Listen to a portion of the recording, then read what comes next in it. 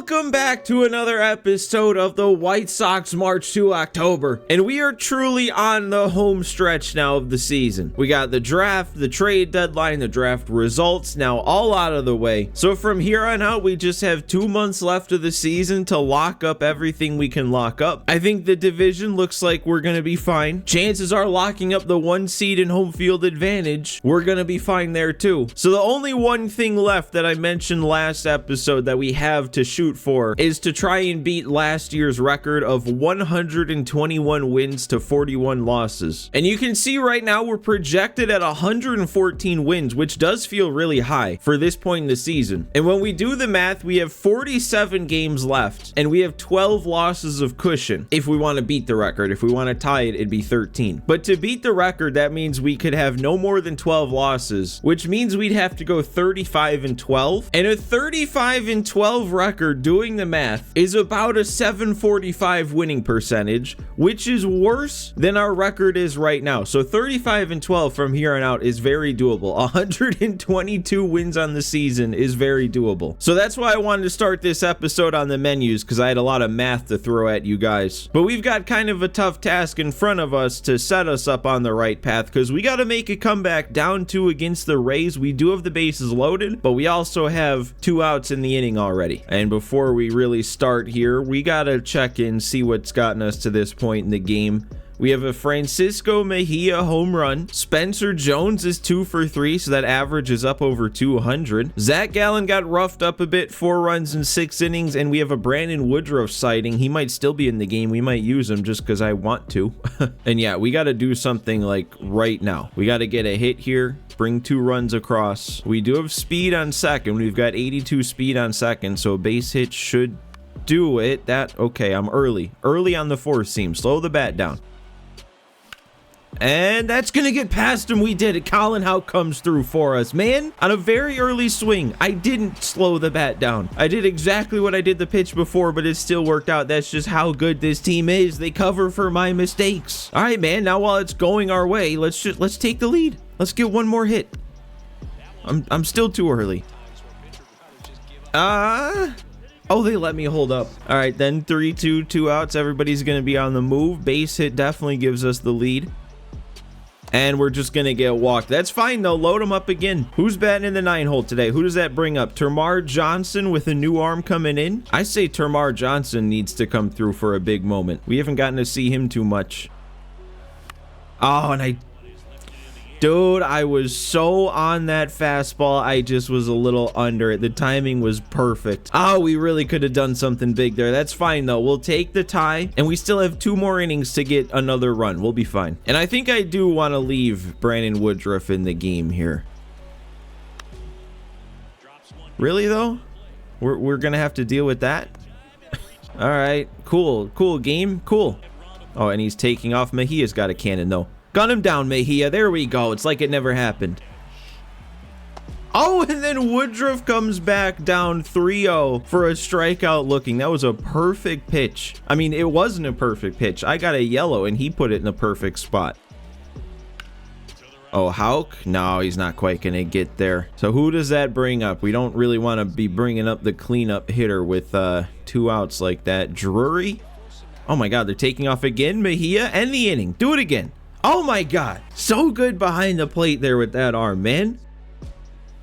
Oh, and Fletcher on the second pitch he sees in the bottom of the 8th is going to give us the lead on a no-doubter. That's his 20th of the season. I'm pretty sure that ties his career high. I think he's gotten 20 in 2 of our seasons now, but we've still got a long ways to go. He's going to fly past that. And Hayes not wasting any time following it up.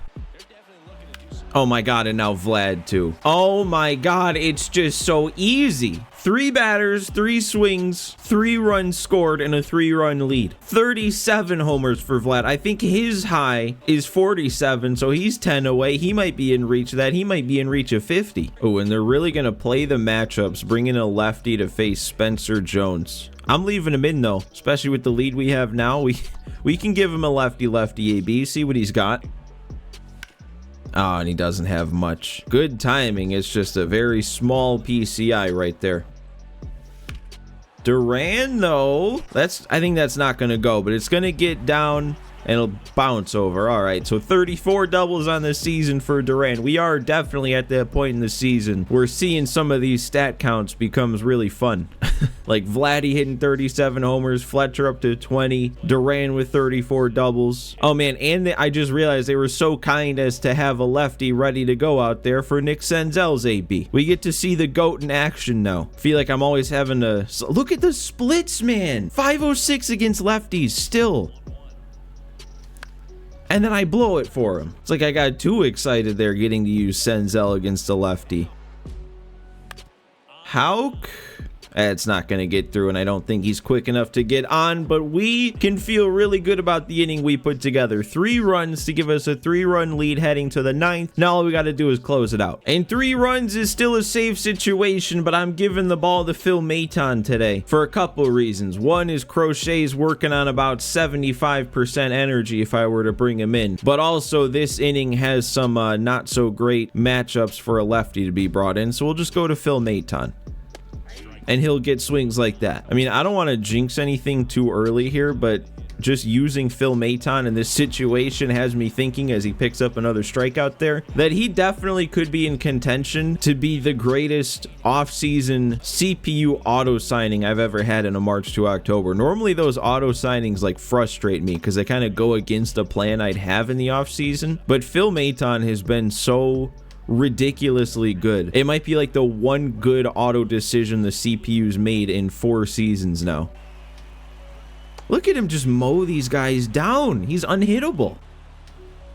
And one more slurve's gonna do it. We got a 3-2 chase. Phil Maton strikes out the side for the save. He's 6th of the year on top of Garrett Crochet's league leading 40 whatever. Oh man, we got a lot more than I thought we would. I mean, I know we were down 2, but I thought with the bases loaded like that, it'd maybe be 4 fireballs. We got 6. So not only is that a good win to keep our hopes of 122 wins alive, but also that's gonna max out or almost max out our momentum meter, giving us a better chance to win all these games we're about to sim. Yeah, keep it going. Keep the streak going, man. Don't lose a game here or lose a game to the Reds. Why not? Oh, and finally, this is, I think, the first time I've ever seen this screen. I'm pretty sure the only other time that Joe Barlow's gotten the chance to come up, it was automatic. I could be wrong. Maybe we had a chance because I know he has like an inning log in this March to October, but for years, I've been wanting to bring this guy up to the major leagues. And look at what he's doing in AAA, man. 36 saves,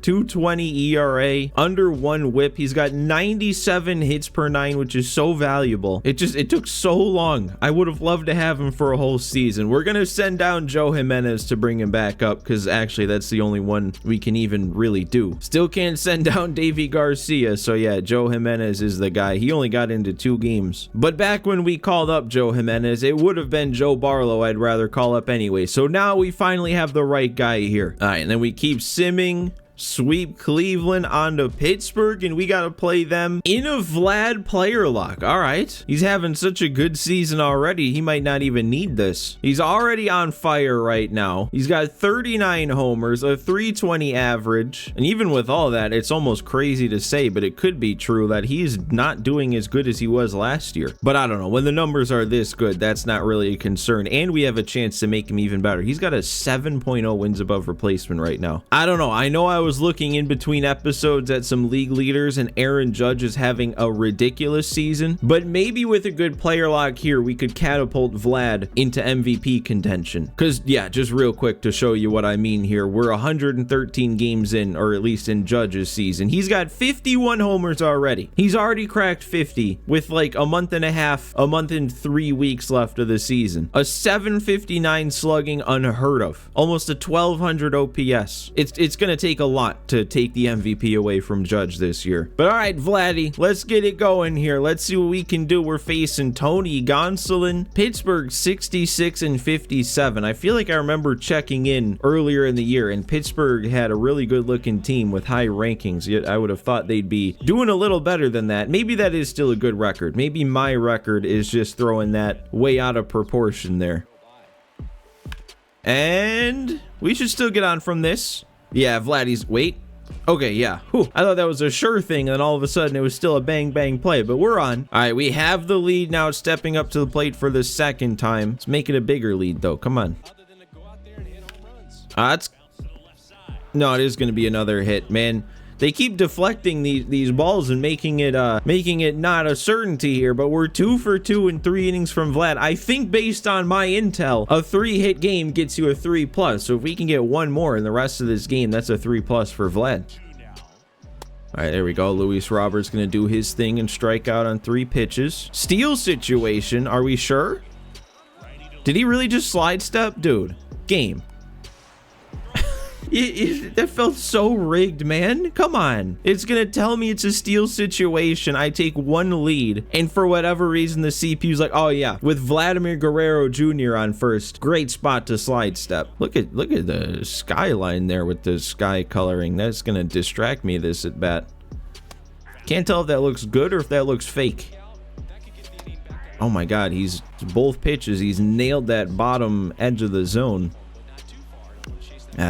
See, that's why I didn't want to swing earlier in the AB, because you don't want to ground into 2. I should not have expanded my zone there. That was plenty below the zone. That's just a terrible piece of hitting. All right, we're already coming up again. We've got a 4-1 lead now, though, and the bases are loaded. Such a good pitch. Do you see that spot? How is that still a double play? Oh, that's brutal, man. All right, we get one more shot here. We only have a 1-run lead now. We need one more hit to get that 3+ also, so there's a lot on the line. Okay, that's gonna drop in. That's actually gonna be extra bases. That's a really nice 0-2 swing. Or 1-2, I think was the count actually. And it's gonna set us up to get some insurance. And that's our 3rd hit, so that should be a 3+ performance boost in the player lock for Vlad. We succeeded again. Why are we oh, get back. No, why? Did I... For the slightest second, man, when I saw him jump, I like flicked the stick forward a little bit, and then I immediately held it back. I was holding it back as he was running back. I don't... Just finish it, Crochet. Don't turn that into a loss, please. This should be a game-ending double play then. All right, it doesn't matter then. We got 3 hits, but we are also basically solely responsible for 3 double plays in that game. I don't know if that balances out to a good game. Oh, and it is only going to give me a 2+. All right. So I guess my intel was wrong, or the fact that I was a part of 3 double plays took away that 3rd plus. But still, an extra 2+ on top of how good Vlad was playing so far this year, and a little bit extra momentum and the win. That's a very successful player lock in my opinion. Why are we losing the series to them though, man, with all the momentum we had? Now it's telling us survive close game against another top team. What does that mean? We're down 1. Now we only have 9 wins left of cushion after those 2 losses against Pittsburgh. Why did we have to lose those 2 games? All right, well, let's get into this then. Let's try and make another comeback today. We've got Vlad up. He's already gone deep. Runner on second. I think it looked like a new pitcher coming into the game. And let's check on first what we have up to this point otherwise. Colson Montgomery also went deep, which is good to see. Everybody but Duran has gotten on base. Couple stolen bases, and Jake Eater definitely got hit around. 5 runs in 5 innings. Dustin May with 2 scoreless in relief though, and I want to make sure we see Joe Barlow. I've been so excited to use this dude that I need to get him into the game. I don't care what situation we find ourselves in. He's pitching the 8th. Let me hold up. Come on, let me hold up, game. Thank you for being generous today. And man, I didn't realize it's another Spencer Jones start. I feel like he has started the last at least 5 games in a row that I've controlled the whole team. Luis Robert can't stay on the field. He gets too exhausted even without injuries. Jones will just have to come through then. We are going to score on this, right? 54 speed's going to be plenty, and Spencer Jones with the big hit. You love to see that, man. You love to see the guy who I'd been struggling with starting to do some good things lately. We went deep with him. What was it, last episode? Now this. Numbers are steadily coming up. He could be ready to do some things. Maybe even calling into question how much I spend on trying to bring Luis Robert back in the offseason. Who knows?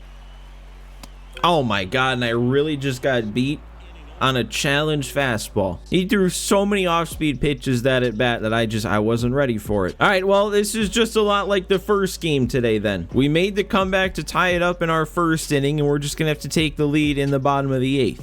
In the meantime, we finally get to see Joe Barlow on the mound pitching. I mean, I say finally like we've never seen him before. We have seen him before, just not nearly as much as I would have liked to. I didn't even bother looking at the matchups before bringing him in, but I think we've got Cal Raleigh, who we don't have anymore because we just sat him down, but then now we have 2 lefties in a row to deal with. Oh, Duran, what are we doing out there? You better still get there. Okay. That is maybe the worst reaction to a fly ball I've ever seen. And another jam pop-up on a slider, and Houck is going to get there, so a very nice 1-2-3 inning in Joe Barlow's season debut. The exact sort of thing I knew he'd do for us. Now we just got to take the lead. I'd love for Colson Montgomery to just do it on one swing. Get yourself a nice 2-home run game. Well, that's not going to be a homer, but that is going to be a leadoff extra base hit. Get yourself into scoring position with nobody out. That's a great way to start. Oh, that was too fat of a pitch. I couldn't wait back. Oh, I got too excited. Oh my God, and then a perfect pitch. What am I supposed to do there? That's fine. I mean, the only way to hit that pitch was to hit the pitch before and never have to see that pitch. So is this just what I'm doing now? Is missing the hanging breaking pitches? Wait, we might have gotten this. Langoliers hits him high. Oh, he's jumping. That is gonna go. We did get it. That's twice now I've gone deep with Shea Langoliers, and he just hits it a mile into the air, and it just keeps carrying. He's had 14 home runs. I don't remember exactly when we traded for him, but it couldn't have been too much before the halfway point in the season. It might have even been a little after the halfway point in this season. He doesn't even start every day. He's a platoon guy that faces righties, and he's hit 14 home runs. Oh, and then I'm just missing it with Termarr Johnson. I feel like that's just what I do with this guy. And it's another Termarr Johnson game. We haven't seen Jordan Lawler today. I don't think that's going to bloop in. Nope, not quite. But we did our job. We went deep. We got the lead. Now it's just on Crochet to finish it. We've got what should be 3 good matchups in a row for him with a 2-run cushion. And Termarr Johnson's there, even with how short he is. I don't know why the confidence is only like at halfway though. I don't know if that's just how it normally is and I don't notice it.